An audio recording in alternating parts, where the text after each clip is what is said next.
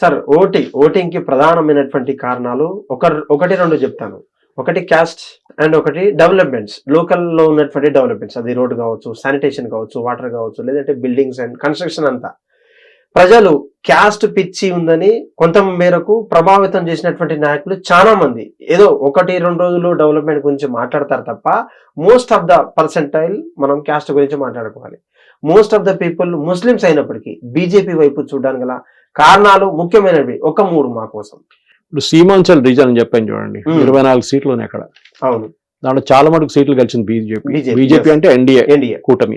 ఏం చేశారు బీజేపీ వాళ్ళు? హాఫ్ ద సీట్స్ పోటీ చేశారు. హిందువులు మెజారిటీలో ఉన్నదాన్ని, ఎక్కడెక్కడ ముస్లిం మెజారిటీలో ఉన్నారో లేకుంటే ముస్లిం 30% కన్నా ఎక్కువ ఉన్నారో అక్కడ వాళ్ళు ఏం చేశారు, జేడీయూకి ఇచ్చేసారు సీట్లు. జేడీయూ అండ్ మన చిరాగ్ పాస్వాన్ వాళ్ళ పార్టీకి. వాళ్ళు ఏం చేసిండు, అక్కడక్కడ ముస్లిం క్యాండిడేట్ కూడా పెట్టిండు. ఒకటి ఓవైసీ తినేస్తున్నాడు, ఇటువైపు ఎల్జేపీ లేకుంటే జేడీ వచ్చి వాళ్ళు కూడా ముస్లిం క్యాండిడేట్ పెట్టారు. మళ్ళీ ఆర్జేడీ వాళ్ళు కాంగ్రెస్ పెట్టి ఏం చేసుకుంటారు వాళ్ళు? సో వాళ్ళు ఏం చేశారు, ఓట్ అంతా స్ప్లిట్ చేసేసారు కంప్లీట్ గా సీమాంచల్ ఏరియాలో. ఇట్లానే మిగతా ఏరియాలో కూడా మీరు చూసుంటారు, చాలా మటుకు కంప్లీట్ స్వీప్ చేశారు బీజేపీ. ఇన్ఫాక్ట్ పట్నా సాహిబ్ ఇదంతా అర్బన్ కాన్స్టిట్యున్సీ. పట్నా వైపు 12 నుంచి 16 కాన్స్టిట్యున్సీలు ఉన్నాయి. మన హైదరాబాద్ లా కానీ చుట్టుపక్కల మహేశ్వరం కానీ, చేవెల్లా కానీ, చేర్లింగంపల్లి కానీ, ఇట్లా అన్ని పక్కన మల్కాజిగి ఎన్ని కాన్స్టిట్యున్సీస్ ఉంటాయి చుట్టుపక్కల. హైదరాబాద్ లో కూడా 24 కాన్స్టిట్యున్సీ ఉంది హైదరాబాద్ చుట్టుపక్కల అంతా, హైదరాబాద్ ఇంక్లూడింగ్ హైదరాబాద్, సికింద్రాబాద్. ఈ అర్బన్ కాన్స్టిట్యున్సీ అంతా ఇప్పుడు బీజేపీ బాగా చేస్తారు, పర్ఫార్మ్ చేస్తారు. కిషన్ రెడ్డి మొత్తం లోక్సభ సీట్ గెలిచిండు, కానీ దానికన్నా 6 నెలల ముందు జరిగిన అసెంబ్లీ ఎలక్షన్ లో ఒక్క సీట్ కూడా రాలేదు బీజేపీ. సికింద్రాబాద్, మల్కాజిగిరి కూడా అంతే, ఇటు చెవెల్లా కూడా అంతే, ఓకే, అటు మహబూబ్ నగర్ కూడా అంతే, నిజామాబాద్ కూడా అంతే. ఇట్స్ అన్ని ప్లేసెస్ లో లోక్సభకు వచ్చినప్పుడు ఒకవైపు, అసెంబ్లీకి వచ్చినప్పుడు ఇంకో వైపు. ఇప్పుడు మన లోకల్ బాడీ ఎలక్షన్ జరగబోతుంది, కార్పొరేటర్, జడ్పీటీసీలు, ఎంపీటీసీ, సర్పంచ్లు. అక్కడేముంటది, నా దగ్గర డ్రైనేజ్ పని చేయట్లేదు, నాకు నీళ్లు రావట్లేదు, నాకు కరెంట్ కరెక్ట్ లేదు, రోడ్డు మొత్తం చెరువు లాగా అయిపోతుంది, ఇది ఉంటుంది. అక్కడ ఎకానమీ, ఇన్ఫ్లేషన్, మోదీ గురించి మాట్లాడదు, అక్కడంతా టోటలీ లోకల్ ఉంటది ఇష్యూస్. అవును, మీ కార్పొరేటర్ ఎట్లా పనిచేస్తున్నాడు, సీసీ రోడ్ వేయించిండా లేదా, ఇదంతా నడుస్తూనే ఉంటది డిబేట్. దాని మీద ఓటేస్తారు వాళ్ళు, పార్టీ చూడరు వాళ్ళు. ఓకే, కానీ ఎలక్షన్ అయిన తర్వాత అందరు ఒకటే పార్టీ వైపు వచ్చేస్తారు, ఎందుకంటే ఎవడు ఫండ్ ఉందో వాడి దగ్గరకు వస్తాడు. కాంగ్రెస్ పరిపాలిస్తూ అందరు కాంగ్రెస్ వైపు వస్తున్నారు. దీనికన్నా ముందు జరిగిన జడ్పీటీసీ, ఎంపీటీసీలు మొత్తం అందరు బీఆర్ఎస్ వైపు వెళ్ళిపోయారు. ఫండ్స్ కావాలి కదా, సర్పంచ్ గా ఖాళీ ఇంట్లో కూర్చోలేడు కదా. చాలా మటుకు లాస్ట్ టైం ఉన్న సర్పంచ్ ఇంకా బిల్లు చెల్లించలేదు గవర్నమెంట్, 10 years, అందుకని వాళ్ళ పీరియడ్ అయిపోయిందని చెప్పేసి. సో అది పరిస్థితి అనమాట.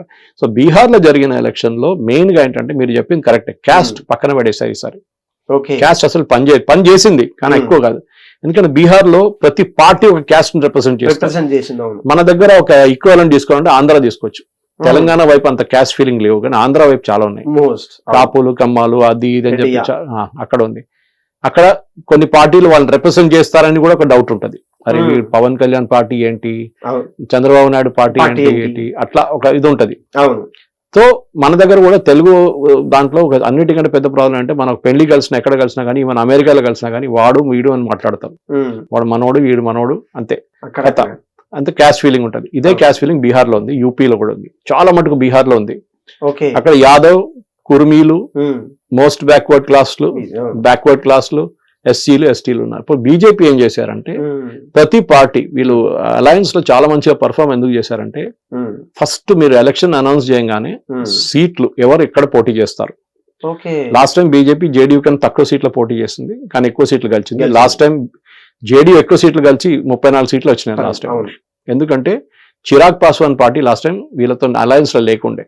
2020 సపరేట్ గా పోటీ చేసి 28 సీట్లో వీళ్ళు ఓడిపోయిన మార్జిన్ కన్నా ఎక్కువ వాళ్ళకి ఓట్లు వచ్చినాయి. అంటే వాడి అలయన్స్ లో ఉంటే వీడు కలిసిపోతుండే జేడీయూ.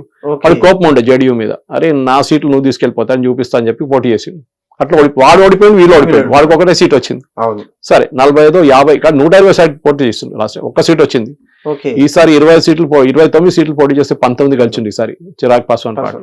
వాళ్ళు ఎవరు రిప్రజెంట్ చేస్తారు, వాళ్ళు backward class, extremely backward class అని ఇంకొకటి ఉంది, అది మన దగ్గర కూడా ఉంది ఇక్కడ తెలంగాణలో. ఇప్పుడు బీసీ క్లాసిఫికేషన్ కనిపిస్తుంది మీకు.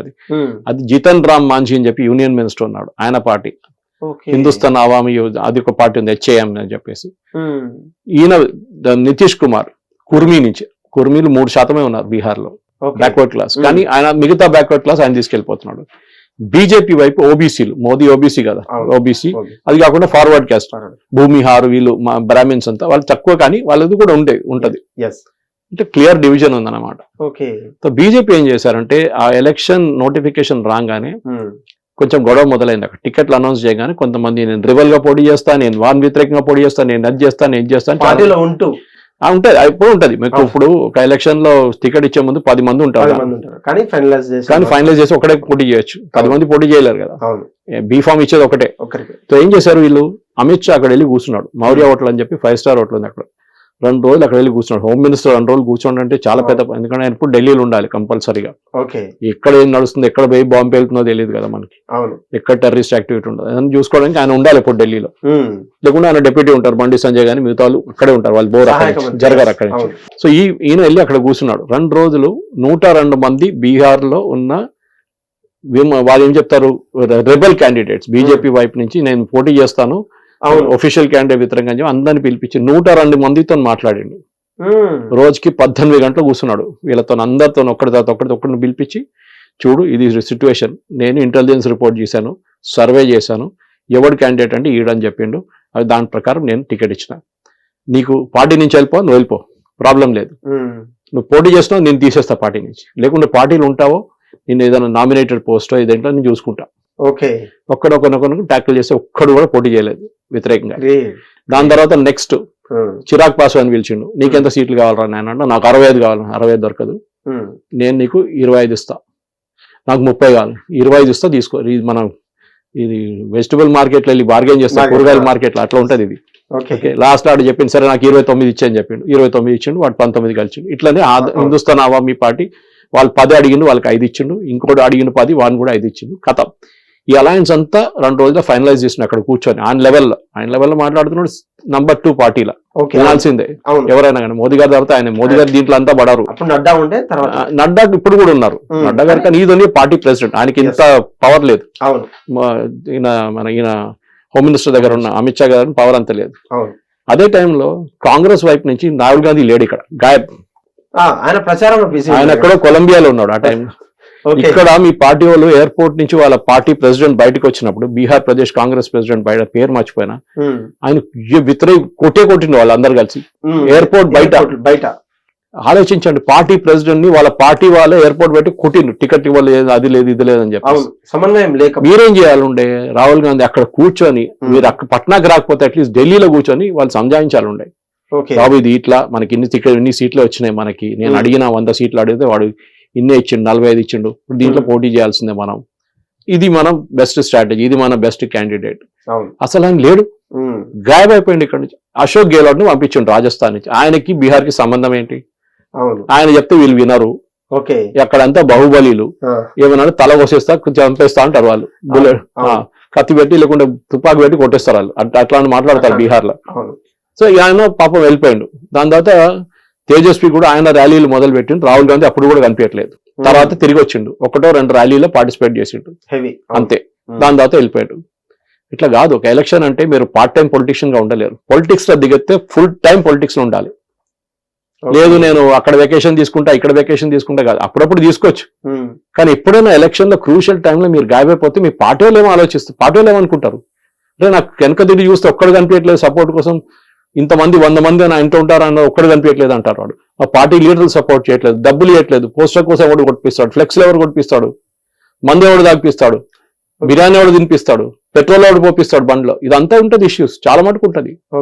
అది ఏం చూడకుండా మీరు అక్కడ వెళ్ళి కూర్చొని కొలంబియాలో ఎక్కడో గాయమైపోతే పార్టీ వాళ్ళు మొత్తం ఇదైపోయింది కంప్లీట్ గా. అంటే రీసెంట్ గా కూడా పట్నాలో ఉన్నటువంటి కొన్ని డెవలప్మెంట్స్, మెట్రో కావచ్చు, లేదంటే బీహార్ ఏం ఇంపాక్ట్ చూపించారంటారా మీరు? బీహార్ లో ప్రాబ్లం ఏంటంటే, బీహార్లు బ్యాక్వర్డ్ అని మనకు బీమారు అనే ఒక కాన్సెప్ట్ ఉండే ముందు.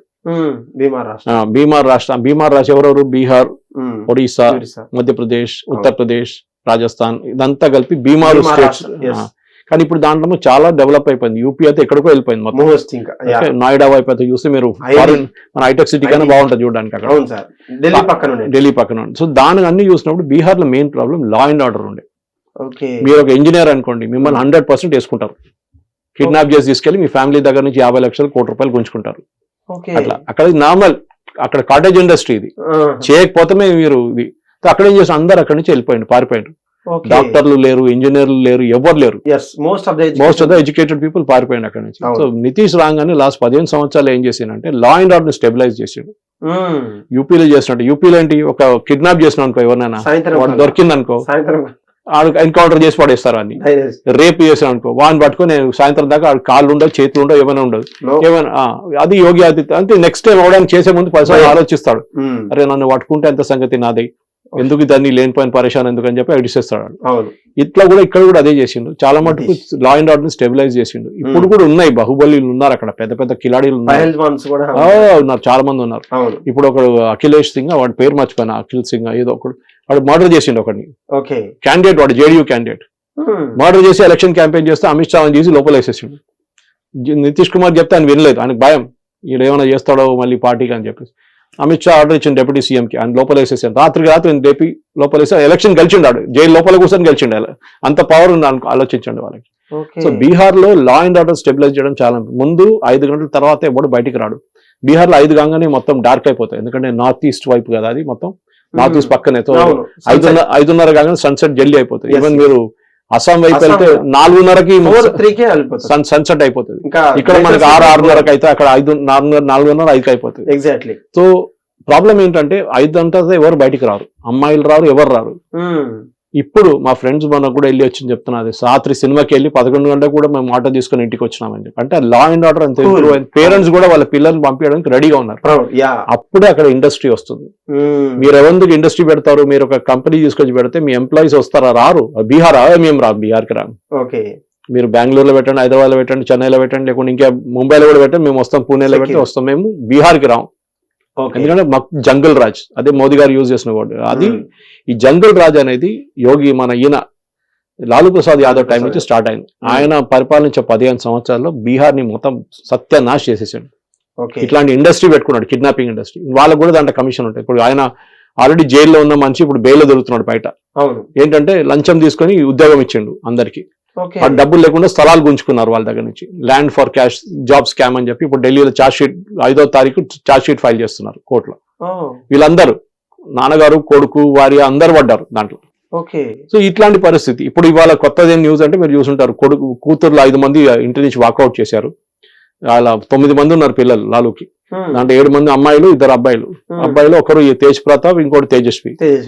వాళ్ళిద్దరు కొట్లాడు అక్కడ కూడా. వీళ్ళు 5గురిలో మీసా భారతి అని ఒకటి ఉంది, ఆమె ఒకటే ఫాదర్ వైపు ఉంది.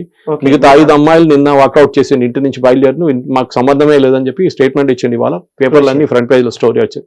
ఒక ఆమె అయితే సింగపూర్ లో ఉంది, ఆమెనే డొనేట్ చేసింది కిడ్నీ ఈయనకి, లాలూ ప్రసాద్ కి. ఆమె నన్ను అతను ఫోర్స్ చెప్పి కిడ్నీ తీసుకున్నారు నాది అని చెప్పి ఆమె కొత్త స్టేట్మెంట్ ఇచ్చింది. ఇప్పుడు ఇది అంతా డ్రామా నడుస్తూనే ఉంటుంది. అది ఓడిపోయినప్పుడు ఇదంతా ఉంటుంది, కలిసింటే ఇదేం లేకుండా బయటికి రాకుండా. ఓవరాల్ బీహార్ పిక్చర్ చూస్తే నితీష్ కి ఇప్పుడు లాస్ట్ ఎలక్షన్ ఇది, ఆయన హెల్త్ బాగాలేదు. అవును సార్. బహుశా నెక్స్ట్ ఎలక్షన్ వచ్చే ముందు బీజేపీ వాళ్ళ వైపు నుంచి ఒక క్యాండిడేట్ తయారు చేసుకోవాలి. లేకుంటే నా ఫేవరెట్ అడిగితే చిరాగ్ పాస్వాన్. ఓకే, ఆడు హాలీవుడ్ హీరో, బాలీవుడ్ హీరో, సినిమాలు యాక్ట్ చేసిండు. వాడు చూడడానికి హ్యాండ్సమ్ గా ఉన్నాడు. రామ్ విలాస్ పాస్వాన్ కొడుకు, 19 సీట్లు గెలిచి చూపించిండాడు. Young fellow, union cabinet minister. ఆయన కూడా క్లియర్ గా అన్నాడు, నేను నెక్స్ట్ 5 years బీహార్ మీద కాన్సన్ట్రేట్ చేస్తాను. ఆయన కూడా ఒక ఎయిమ్ ఉంది. బీజేపీ కూడా వాళ్ళ అలైస్ ని ఎప్పుడైనా వాళ్ళు ఎంకరేజ్ చేస్తారు. ఇప్పుడు ముంబైలో, మహారాష్ట్రలో చూసాం మనం, షిండేని తీసుకొచ్చారు. అట్లనే వాళ్ళు ఎవరైనా తీసుకురావచ్చు. ఇప్పుడు ఢిల్లీలో ఈ ముఖ్యమంత్రి అని మనకు ఎవరు తెలియదు. సడన్ గా కొత్త ముఖ్యమంత్రి వచ్చారు, ఢిల్లీలో రేఖ వచ్చింది కదా. అట్లనే చాలా మంది వస్తారు. ఛత్తీస్గఢ్ లో కొత్త ముఖ్యమంత్రి, మధ్యప్రదేశ్ లో కొత్త ముఖ్యమంత్రి, ఊహించని పరిణామం ఒకటి, ఇదన్నీ నడుస్తూనే ఉంటది. సో బీజేపీ కొత్త సీఎం ని తీసుకురావచ్చు. 2.5 సంవత్సరాల లోపల ఈయన హెల్త్ బాగాలేకుంటే కొత్త సీఎం తీసుకురావాల్సి వస్తుంది. ఈ రోజు కూడా తను రాజీనామా చేశారు సార్. 20 తారీఖున అది కొత్త ప్రధానమైనటువంటి పేర్లని అది ఏం ఫరక్ పడదండి. ఎవరు నడిపించినా మోదీ రెజిమే నడుస్తుంది, నితీష్ కుమార్ నడిపిస్తాడు అంతే. తన కొడుకు డబ్బులు కావాలి కదా, తన కొడుకును కూడా చేద్దామని చెప్పేసి ఆయన రానియాడు. బీజేపీ యంగెస్ట్ అదన్నీ మినిస్టర్ చేశారు కదా తను, అంటే 20 సంవత్సరాల్లో తనను కూడా అదంతా ఉంటది కానీ కొడుకుని వాళ్ళు ఎంకరేజ్ చేయరు. బీజేపీ నితీష్ కుమార్ ఎక్క లెవెల్, వీళ్ళు కొడుకు గిడుకు ఎవరు రారు, అట్లాంటి బీజేపీ ఎంకరేజ్ చేయరు అని పక్కన పెట్టేస్తారు. షిండే ఎన్నిసార్లు కాంగ్రెస్ నుంచి బీజేపీకి, బీజేపీ అది ఇప్పుడు ఆయన తెలిసిపోయింది. ఇంత ఎక్స్క్యూజ్ ఎందుకు చేశారు సార్? ఇప్పుడు అంటే బీజేపీ నితీష్ కుమార్ లేకున్నా గానీ బీజేపీ గవర్నమెంట్ ఫామ్ చేయొచ్చు తెలుసా మీకు? బీహార్ లో 90 మంది ఎంపీలు ఎమ్మెల్యేలు ఉన్నారు, 89. మిగతా పార్ట్నర్స్ అందరు కలిసి ఇంకా వాళ్ళకి 15 సీట్లు ఉన్నాయి, ఈయనకి 20 సీట్లు ఉన్నాయి. పాస్వాన్ పార్టీ మిగతా 30. ఎంత అయింది? 30 అయిందా? పాస్వాన్ ఓన్లీ నితీష్ కుమార్ చెప్తే ఆయన 19. ఆయన మోదీ ఫ్యాన్, ఆయన పవన్ కళ్యాణ్ లాగా. మేము ఎప్పుడు అంటాం కదా హిందుత్వాల అందరికన్నా కట్టర్ హిందూ ఎవరంటే పవన్ కళ్యాణ్. ఇప్పుడు దానికన్నా కట్టర్ ఈయన. నేను మోదీ నాన్నగారు లాగా, నేను మోదీ గారిని పొద్దున్న లేవగానే పూజ చేస్తా అంటాడు ఆయన. అట్లాంటి మనిషి అన్నమాట. సో అట్లా ఈయన 90, ఆయనది 20, మాంజీది 5, ఆయనది 5 కలుపుకుంటే 120 అక్కడ అయిపోయింది. 124 వాళ్ళ మెజారిటీ. అది ఎవరైనా కొనుక్కోవచ్చు కానీ చేయరు. నితీష్ కుమార్ ని ఉంచుకుంటారు, నితీష్ కుమార్ ని ముఖ్యమంత్రి చేస్తారు. ఆయన ఏ రోజు ఆయనతో కాకపోతే అని చెప్పి ఆ రోజు ఆయన ఎవరైనా కొత్త రిజ్యూమ్ తీసుకురావచ్చు, అది ఎప్పుడైనా చేస్తారు. లేకుంటే అగ్రిమెంట్ కూడా పెట్టుకుంటారు, 2 సంవత్సరాలు మీరు నడిపియండి, 2 సంవత్సరాలు మేము నడిపిస్తామని చెప్పేసి అది కూడా ఉండొచ్చు. హిట్ టీవీ యాప్, ఇందులో short news, live news, entertainment shows, movies, digital magazines తో పాటు మీ జిల్లా వార్తలను కూడా ఫ్రీగా చూడొచ్చు. ఇంకెందుకు ఆలస్యం, వెంటనే హిట్ టీవీ యాప్ ని డౌన్లోడ్ చేసుకుని ఫ్రీగా ఎంటర్టైన్మెంట్ పొందండి. Hit TV app, hit TV app, please download hit TV app. Hit TV app ని ఫ్రీగా డౌన్లోడ్ చేసుకుని ఎంజాయ్ చేయండి. మీకు నచ్చిన ఎంటర్టైన్మెంట్ కోసం హిట్ టీవీ యాప్ ని ఫ్రీగా డౌన్లోడ్ చేసుకుని ఎంజాయ్ చేయండి. హిట్ టీవీ యాప్ ని డౌన్లోడ్ చేసుకుని ఆస్వాదించండి, ఆశీర్వదించండి. ఇంతమంది సెలబ్రిటీలు హిట్ టీవీ యాప్ ని డౌన్లోడ్ చేసుకోండి అని చెప్తున్నారంటే ఎంత మంచి యాప్ ఆలోచించండి. అమెరికా అమెరికా అమెరికా అమెరికాలో చదవాలనుకునే వాళ్ళకి విశ్వసనీయమైన పేరు మన శౌర్య కన్సల్టెన్సీ. UK లో 1 year masters, UK లో 1 year masters, 2 years work permit up to 5 years visa. Contact Saurya Consultancy. Contact 89851 89851.